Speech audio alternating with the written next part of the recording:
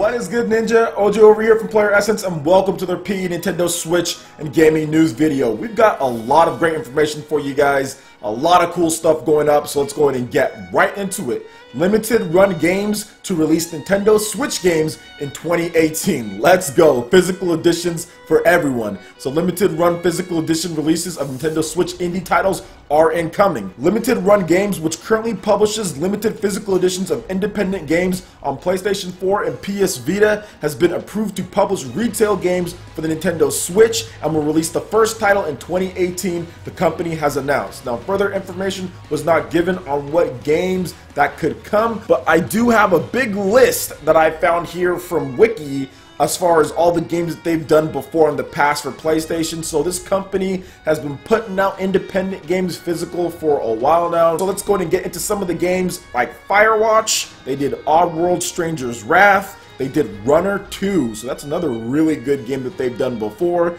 They did Curses and Chaos, The Swapper, The Swindle. They did Broken Age, Demo, The Last Recital, which I think is also coming to the Nintendo Switch, Risk of Rain. They did Rive as well, so man, that's a lot of stuff right there. Rive, that's coming to Nintendo Switch as well. They did Ys Origin.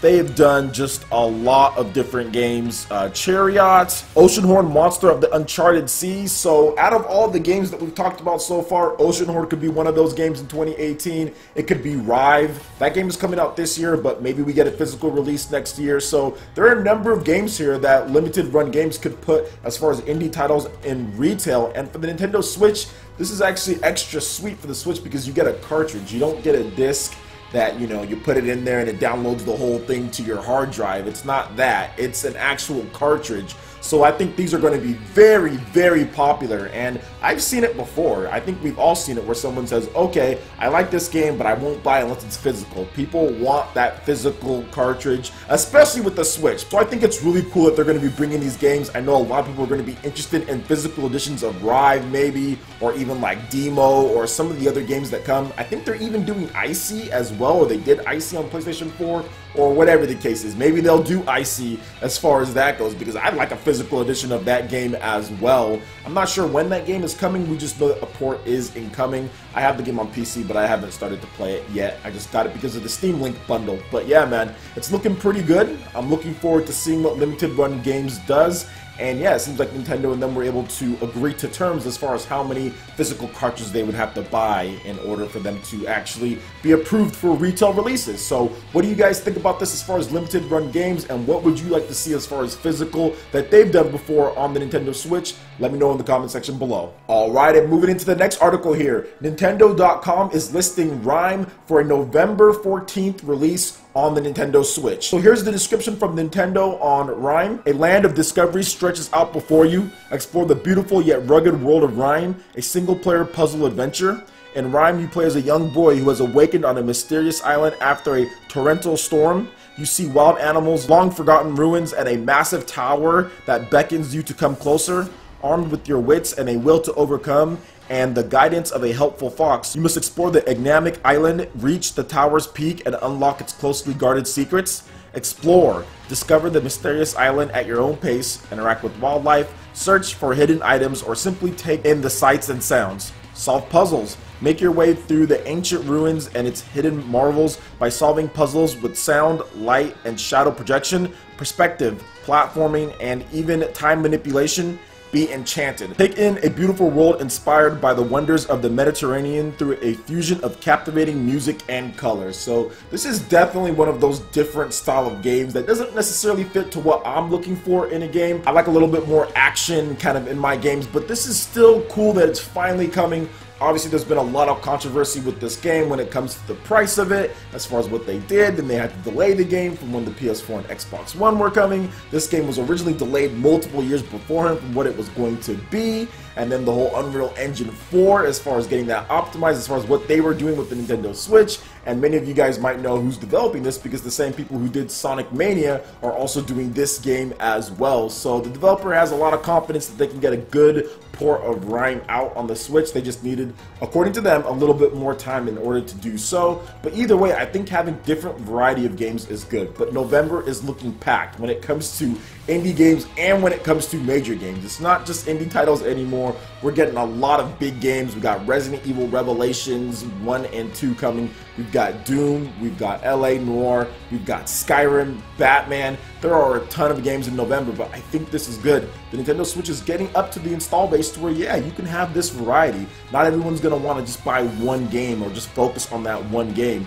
People are going to want to have a different variety of games to play, and offering a lot of that in the biggest month of the year where Nintendo's obviously going to have stock, or they wouldn't have all these games in November. I think that's good. A lot of people are saying, oh, well, it's too much. I don't think so, because this is what happens on PS4 and Xbox One, and people want the same type of support like PS4 and Xbox One gets. If we got that, then it'd even be more crowded than it actually is. So throw it out there, or people will pick up the system, and the sales will continue to go on, especially not even just in that launch month. Sales can get better in the second month, or the third month, or the fourth month, or even next year people will probably be picking up Doom and other games that they didn't get because of Mario and Xenoblade and other games. People are going to be picking up games long past the actual launch date when it comes to Nintendo Switch, in my opinion, because that's what happened with a lot of games so far, like Disgaea and like Super Bomberman and like Minecraft. People are still buying those games months after release, so I don't really see it as you have to buy it right then and there. You can pick up Rhyme, or you can pick up Doom, or pick up whatever game whenever you have the money or whenever you can. So to me, I think it's good. We're going to see a lot more games come out, and the more games that come out, the better overall for the Nintendo Switch, and I think Nintendo's really stocking up and gearing up for a big November, because that's when they're going to get a lot of their console sales, is right there in that November and December months. So what do you guys think about Rhyme coming to Nintendo Switch on November 14th? Are you still interested in picking this one up? Let me know in the comment section below. Alright, and moving into the last article here, we've got an awesome little piece from Fire Emblem Warriors. So the man, the myth, the legend, Xander Movis, who is the announcer for Super Smash Bros. I repeat, this is the guy who is the announcer for Super Smash Bros. The Super Smash Bros. Yeah, that dude, and how he says all the names, Bayonetta, and all that. That's him, and he has announced that he's actually one of the characters in Fire Emblem Warriors. So let's get into this Twitter post here. Here's what Xander had to say on the matter. Thrilled to get to say I voiced Darius in Fire Emblem Warriors. It comes out now on the Nintendo Switch, and you, yes you, should play it. And I figured that he might have been the voice for this, because if you've played Persona 5 and the main character Joker,